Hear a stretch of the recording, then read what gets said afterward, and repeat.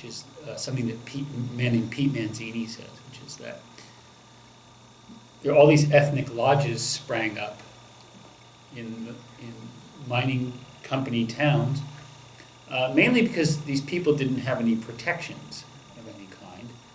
And the halls were places not only for socializing, but also places where they were mutual aid societies. So they were there for burial rites and, to cover payments, and they might pay a widow if a man was killed in a mine, the mining company wasn't yet paying. They would kind of help people through rough times. And the Italians were on both sides of the strike.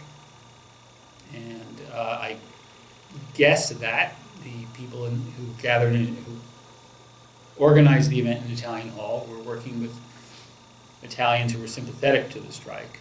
We heard, in fact, just last night, we heard that wonderful song about, that Italian song about scabs. So there were obviously Italians on one side, and then people who could understand Italian on the other side in this conflict.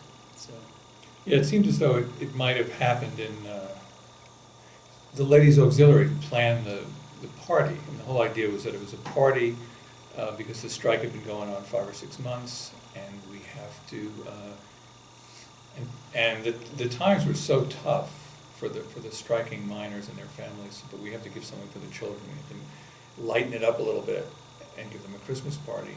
And the Ladies Auxiliary was setting that up, and the question was, where were they going to do it? So my imagination says that the Italian Hall was most suited based on relationships that they were had. Just like it's like, where can we do this thing? Oh well, let's try Italian Hall, because there was certainly Croatian halls, there were Finnish halls, there were other places to do it. So this probably seemed like the easiest, logistically and connection-wise. But it's actually an interesting question. I don't know if the real, in order to find the real reason, you'd have to dig into, I don't know where you dig, but I don't know if anybody mentioned it, like if Mother Plora mentioned it, or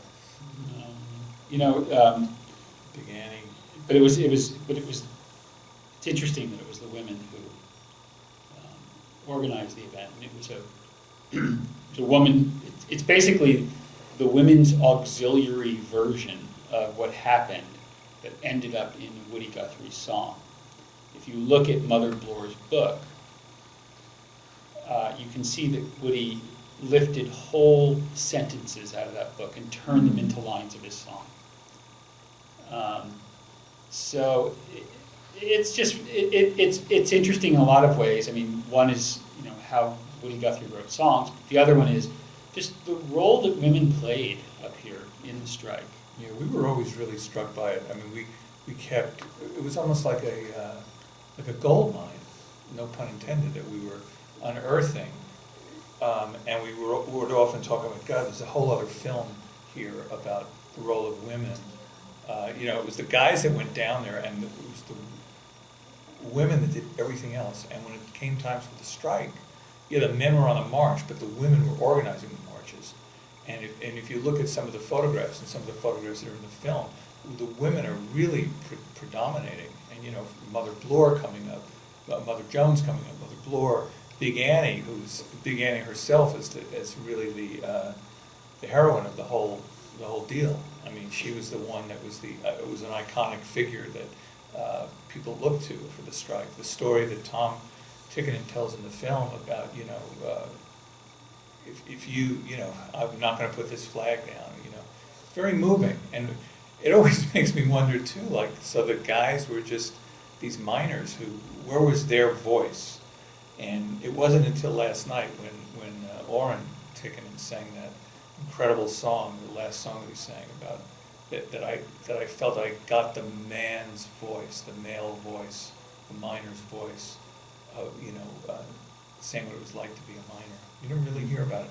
The women were always there to kind of take care of and protect and defend and to work with and to make it happen. And it's really, really interesting, historically.